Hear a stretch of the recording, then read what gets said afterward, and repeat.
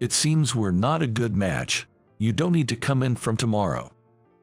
I had reached my limit too. I couldn't keep up with a boss like her. I responded right then and there. Understood. I'll resign today. Thank you for everything, even though it was a short time. With that, I decided to leave the job I loved so much. As I was going for my busy days, a new secretary came to tell me I had a visitor. Wondering who it was, I headed to the reception room and saw Mrs. Johnson, the president, there. "John, as you can see, would you come back to our company?" As soon as she saw me, Mrs. Johnson said hi politely. The once high-handed Mrs. Johnson was nowhere to be seen. "My name is John. I've been working at a clothing store for traditional clothes in a small town in Nebraska for 20 years. Recently, there are fewer customers for traditional clothes, so we also deal with suits, shirts, and even take orders for school uniforms to keep going. I have no complaints about this company. In fact, I'm fond of how it's rooted in and values the local community." Dark clouds loomed over the company when the former president, who had been running the company, fell. He had started the store when he was young, but his health had been declining recently, and he eventually couldn't even make it to the store. Then, his granddaughter, with no experience in this line of work, Mrs. Johnson Emily, took over as president. Although she was briefed on the takeover, her way of dealing with people was just awful. I was particularly targeted by Mrs. Johnson. "John, how's sales going recently? I'd like you to close some new deals soon." Mrs. Johnson asked me in a displeased tone. "Yes, I've been making new rounds, but there are hardly any individual customers willing to order traditional clothes." It may sound like an excuse, but the declining interest in traditional clothes year by year is a fact. The diminishing prospects of our traditional clothing store were also a reality. However, Mrs. Johnson relentlessly blamed me. "I don't want to hear such excuses. It's not that we can't get contracts. We just haven't tried enough. You need to do more than just visit our regular customers. You need to cultivate new ones." With that, Mrs. Johnson let out an exaggerated sigh. "Don't think you can stay here forever. Increase your time outside. Don't come back until you get a contract." Mrs. Johnson stood up, grabbing her designer bag. A fancy bag and a well-tailored suit. Mrs. Johnson, being the face of the company, her going to spas and saunas during work hours was losing her the employees' trust. "Taking a break. I have a meeting this afternoon about the uniforms we supply, so I need you to be back by 3. Before I could finish, Mrs. Johnson slammed her bag on the desk with a loud noise. A break? Listen here. A president doesn't have breaks. I don't want to be lumped together with irregular employees. You never know where a good opportunity might come up, and I think it's important to show face actively. I wish you'd think a bit before you speak." Mrs. Johnson, in a flurry of words, turned and walked briskly to the exit. The large diamond shining at her neck seemed especially dazzling. As soon as lunch break started, I gobbled down my meal. Ever since the previous president fell, we stopped having leisurely meals.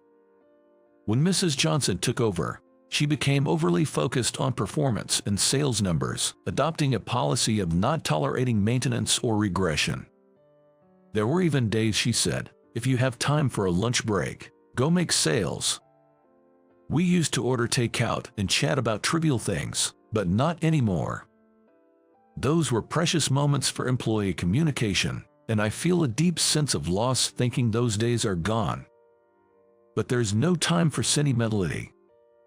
Today, I need to visit our loyal customers and also secure new contracts. If I skip the greetings to our regular clients and businesses with confirmed orders, I could probably do more sales visits. However, having been in this business for many years, I believe personal relationships are paramount. It's enjoyable to work with trusted tailors, selecting and crafting quality traditional clothes together, and our customers feel a sense of security with our established relationships. That's why they buy luxurious clothes from us and choose us for once-in-a-lifetime events like weddings. Though I can't take too much time, I make sure to greet our clients and vendors carefully. At one elderly customer's home, I asked how their grandchild's wedding went. This grandmother had previously chosen and bought her granddaughter's wedding dress with me. She expressed great satisfaction with the dress and the wedding, which was wonderful to hear. When she said she'd like to do the same for another granddaughter's wedding, I was genuinely happy. Because of these visits, I hardly get to do new sales rounds, and of course, haven't secured any new contracts. The clock had already struck 2. I had to head back soon or I'd miss the meeting, so I started back to the office with heavy steps. Welcome back. How did it go? You didn't slack off, so you must have snagged at least one contract, right? Mrs. Johnson said, making me fumble for words. It's rare for her to return early, but her presence is almost suffocating. Seemingly displeased with my reaction, she kicked her desk and raised her voice. Did you achieve nothing at all? You're really a burden to the company. Maybe you should start job hunting. Though, a man in his 40s with no skills isn't in much demand. Angered by Mrs. Johnson's words, I reported my modest success. Well, a customer who previously bought a wedding dress was pleased and said they'd come back to us for another one.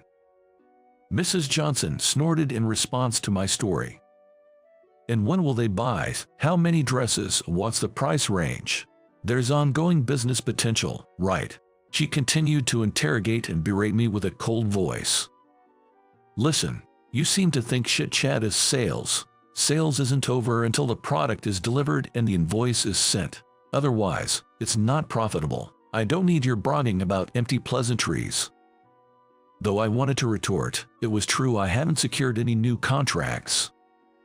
Determined to land a contract tomorrow and prove her wrong, I started preparing for the upcoming meeting. But as I was stapling the documents, Mrs. Johnson suddenly said something unexpected. Right, I have to leave for an appointment, so let's do the meeting report tomorrow. I couldn't help but ask about the situation as she began getting ready. Wait a minute, I told you that we had a meeting scheduled today. It's urgent to finalize and proceed with orders, so we need you there. Is your appointment that important? Mrs. Johnson made an obviously annoyed face at my question. It's an important dinner. I don't have time to waste on you, so I'm leaving. With that, she swiftly headed towards their exit. Before leaving, Mrs. Johnson turned to me. Don't think your work is done after the meeting. Once you finish ordering, get back out and secure at least one contract. And remember, no overtime pay. Good luck. She left with a loud laugh and light steps. The person came to the meeting, thinking the president would be attending, looked puzzled but eventually understood. In a small-scale company like ours, trust is everything. The previous president always emphasized this to employees and led by example. He was always present at sales and meetings and provided detailed follow-ups after delivery. This had earned us the community's trust over the years, but recently I've felt that trust in our company declining. We managed to secure the usual orders through sincere service. After sending off the business partner, I got ready for more sales visits. I'll be stepping out for a bit. Everyone can leave when it's a good time. Thanks for today. It was already dark, and working hours had long ended. I greeted a few employees and set out for sales calls. The next day, I arrived at work more spirited than ever. Yesterday, during cold calls, I happened to talk with someone interested in renewing their company's uniforms. It wasn't a large company, but the conversation went smoothly, and we figured out that updating their wardrobe within their budget was possible, so I managed to seal the deal right then and there. For now, it's just summer clothes and winter sweaters, and since we're not dealing with a large corporation, the profit won't be substantial. However, if they like our service, there might be opportunities for updating their winter clothes and referrals to other companies. I'm well aware that such connections can lead to new opportunities.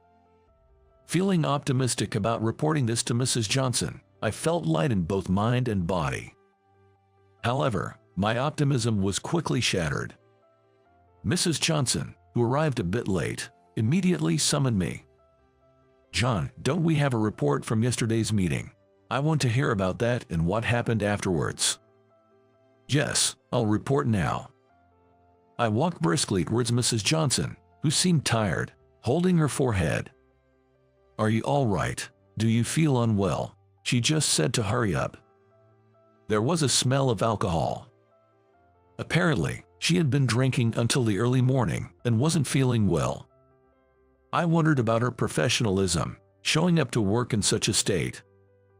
Despite my dismay, I briefly reported about yesterday. "We'll proceed with the orders as usual. There were some negotiations on price, but they understood it will remain unchanged. Also, hold on, did they ask for a discount?" You did push back, saying we want to increase the price, right? Mrs. Johnson glared at me with bloodshot eyes. "No, of course, with the rising costs, we'd like to increase prices, but that's difficult since we're offering the same products as other companies. They wouldn't agree, considering their profit margins." My explanation infuriated Mrs. Johnson. "That's why we're taken advantage of. If you don't show a firm stance, how will we get ahead? Think about our profits first, not the clients." Even as a president, I couldn't agree with Mrs. Johnson's approach. Sure, sometimes tough negotiations are necessary. But business cannot last if it's only about one party's gain. Especially in company-to-company dealings. Arguing would only add fuel to the fire. I continued with my report. "We'll review the pricing. Also, I secured a new contract." Mrs. Johnson's eyes lit up slightly. "Well done. How much profit will it bring?" "We received an order for summer clothes and winter sweaters for a company of a few dozen employees. It's not a huge deal, but it's a start." But Mrs. Johnson's expression turned to one of disappointment. "That's it. And it's not even traditional clothes. You're really useless." I had run around tirelessly, even beyond working hours, only to be met with this response. I reached my limit. "Excuse me, but you don't understand anything about work. It's these connections that bring us business. Your focus on immediate profit is wrong." For the first time, I stood up to my superior. Mrs. Johnson seemed taken aback at first but quickly reverted to her usual arrogant demeanor. "Fine. It seems we're not a good match. You don't need to come in from tomorrow." I had reached my limit too. I couldn't deal with such a president anymore. I responded right then and there. "Understood. I'll resign today. Thank you for everything, even though it was a short time." At that moment, I decided to leave the job I loved so much. I wonder what will happen next. Alone in an empty room, I found myself worrying about my future. I had left my job impulsively, but now I had no place to work. Although I enjoyed my job, my salary was never high, so my savings were slim. Even if I cut down my expenses to the bare minimum, my funds would quickly deplete. Then one day, a familiar name appeared on my cell phone. Mike. Mike was a college friend.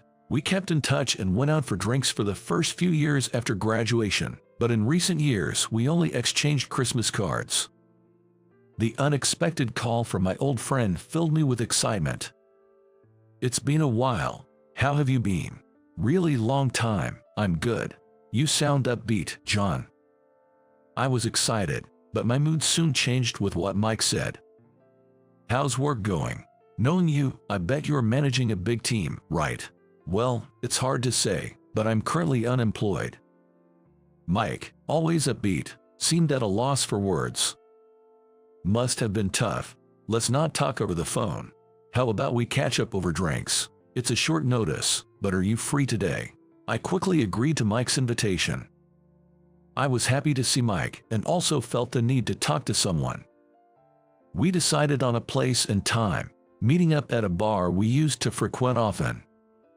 "I'm surprised, you clashing with your boss and leaving the company. You always hated conflicts and apologized even if you weren't wrong." "Yeah, it was surprising for me too. But the new boss and I just didn't see eye to eye. She didn't understand the field, nor did she care about our clients or partners. Mike just listened to my venting, nodding along. Despite the years apart, I was grateful for a friend I could talk to openly. Were you primarily in sales at your company? I mainly handled sales, but I also worked on the company's website and new products. It was enjoyable, but due to budget constraints, many ideas didn't come to fruition. As I explained, I showed Mike the website I had created on my cell phone. He was impressed. "Did you make this? I thought it was professionally done. It looks as good as outsourced work." The former boss wanted a website that would attract the younger crowd, so I learned everything I could. Traditional clothes are great, but the industry is in decline. We had to shift our perspective, but there were limits given our company's size. Mike leaned in as I talked. "What were your ideas? Tell me everything." Feeling overwhelmed by his interest, I shared my thoughts and unimplemented plans. Regular use of traditional clothes is declining, but there's a rise in special occasions and moments for social media. Plus, considering inbound tourism, focusing on special days rather than everyday use is the way forward. I spoke passionately. Also, I wanted to create more than just clothes, like delivering high-quality leather goods at a slightly lower price than luxury brands. It would make quality products more accessible and profitable. Mike listened, pondering deeply. "Did you hold back because of the initial investment or lack of funds?" That, and the current boss shot down my ideas. She said a traditional clothing store doesn't need to venture into new areas. I could see Mrs. Johnson's point. I too wanted to preserve the traditional aspects of the store as the former boss cherished. But it's tough against the industry's declining trend. I wanted to bring new life to the company, but it wasn't accepted. Mike drained his beer and then made an offer. "John, how about working at my company? I'll pay you a fixed salary equivalent to what you were earning, plus commission on sales. Not a bad deal, right?" His eyes were earnest. I knew Mike had started his own brand and business, but I didn't think he was in a position to hire someone like me. When I inquired, Mike laughed. "You underestimate me. My business is mainly online, and I don't have a physical store, but that's enough these days. It's getting to the point where I can manage with just outsourcing." Then, ensuring no one else could hear, Mike whispered his store's revenue and his personal income to me. I was stunned. He was making in a month what I earned in a year. "Well then, I'm looking forward to it. Let's start from next week." Having decided to work at Mike's company, we agreed to formalize the contract later. I immediately made an impact at Mike's company. I revamped their cumbersome website, making it easier to search for products, which led to a tenfold increase in page views. Moreover, I introduced suits and leather accessories to Mike's company, which had primarily focused on selling t-shirts. The convenience and quality of these new additions were well received, and word-of-mouth referrals began to eclipse t-shirt sales. "Hey, the orders won't stop, and we can keep up with production. Can you do something about it?" Offering good products at affordable prices, plus the brand trust Mike has built up over the years, it's great. I'm really happy to finally do what I couldn't before due to budget constraints. While we were having this conversation, purchase notifications kept popping up on the tablet. Production was almost at its limit, but Mike was scratching the back of his head with a pleased look. "Your previous company really let go of a great talent. It was just a matter of good timing and environment. Anyone could have done what I did." Suddenly, my cell phone rang. Looking at the display, I saw Mrs. Johnson's name. Wondering what she wanted, I anxiously answered the call. "Hello, John. It's a disaster. Can you come back? Can you come back right now? You can, right?" Mrs. Johnson sounded more panicked than ever, so I decided to listen to her. "What's the matter? Ever since you left, our regular customers say they'll go elsewhere. Our other partners want someone they can communicate with, like you. We can't update the website, and there are constant problems. Can you come back and sort things out?" Though I was no longer an employee of her company, I still responded politely. I see. I don't think it's appropriate for me to directly deal with clients, so I'll decline that. But as for the website and system, I'll fix them on my next day off. I didn't hand those over properly, so that's on me. I thought I was compromising, but Mrs. Johnson seemed unsatisfied. What are you talking about? Come back right now. You owe the company after all the help you received. What have you been doing all this time? Are you saying you want to rehire me? I could hear her clicking her tongue on the other end of the line. Don't act all high and mighty. You must be struggling to make ends meet. I can pay you the same salary as before, so don't worry about that. Mike overheard Mrs. Johnson's words and burst out laughing. He gestured for me to say something. Do you know my current salary? I probably earned in a month what you make in a year. My salary at Mike's company would likely exceed my former company's annual revenue in just a few months. Although I had fond memories of my old job, I am enjoying my current work and didn't want to return to work under such a boss. I politely said goodbye to Mrs. Johnson and hung up. Mike's company was so busy with my arrival that we had to partner with external companies and recruit new staff, quickly expanding our operations. Seeing the products I developed being appreciated and shared on social media, I knew joining this company was the right decision.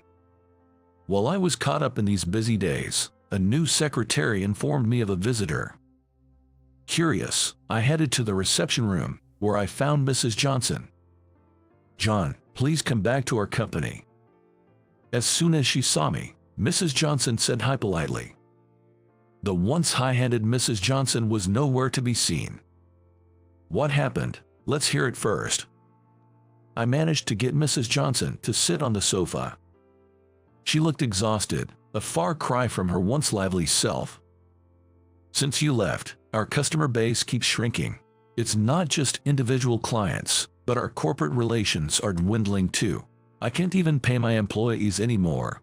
If things continue like this, I'll have to close the shop. I need your help.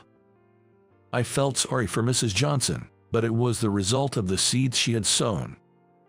She neglected communication with people and only pursued the company's profits. Losing their goodwill was inevitable. I'd like to help, but I'm fully committed to my current company. I'm sorry I can't assist you. Mrs. Johnson begged me desperately, as if clutching at straws. Mrs. Johnson, please be strong. Have you done all you can? This is the time to use your feet. Regain trust by meeting people face to face, understanding their needs, and addressing the issues you've neglected.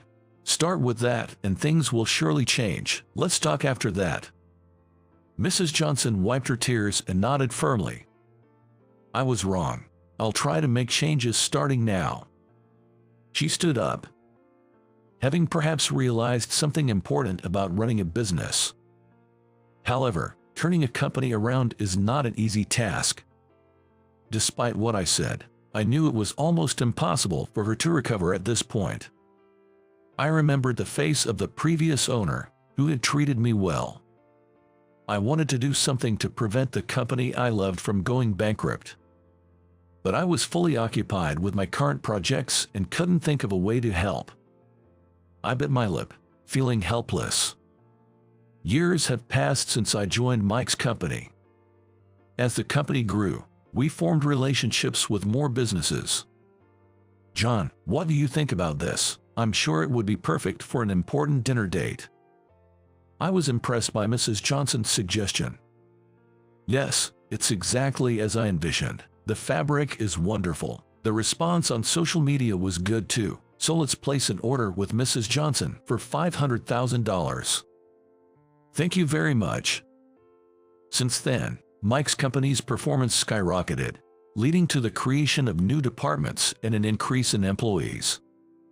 I had a hand in producing several hit products, particularly in the suits department.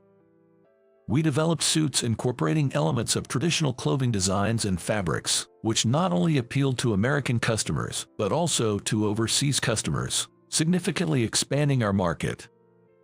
The challenge was to consistently obtain high-quality fabrics and connect with companies strong in traditional clothing, so I contacted Mrs. Johnson. She not only helped with fabric procurement but also provided user-centric suggestions, resulting in an even better product than initially planned. I really appreciate your help, Mrs. Johnson. You were a lifesaver. As I thanked her, Mrs. Johnson blushed modestly. You taught me something important, John. I was such a pathetic person, trying to maintain dignity in an industry I barely understood. It was a terrible mistake. Now, I hear she has built good relationships with her employees and partners and has regained trust in her community. I am confident Mrs. Johnson's company will continue to thrive. Mike, who used to be all about work, also found an important partner. Today is his wedding. I was as happy for Mike's marriage as if it were my own. Congratulations, you look the best you ever have. Well, it's all thanks to the design. I just hope I'm not outdone by the suit. Laughing about it, we shared a moment of joy. Clothes have the power to enhance everyday life and make a single, special day even more memorable. There's a certain magic in clothing. I am happy to work in a job that handles such a powerful tool. I want to continue working in a role that adds a touch of beauty to someone's everyday life.